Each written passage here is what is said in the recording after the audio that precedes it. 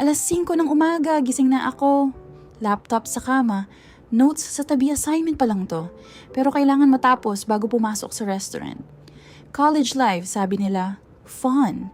Pero pag pinagsama mo sa part-time job, bro, chaos. Pagpasok ko sa restaurant, apron agad, smile on for the customers kahit pawis na pawis. Orders na parang walang katapusan, trays na mabigat, at kahit pauwi na, may back-to-back na deliveries.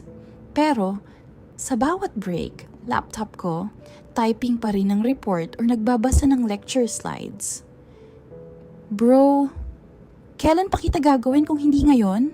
Sabi ko sa sarili ko. May mga gabi na halos wala na akong tulog.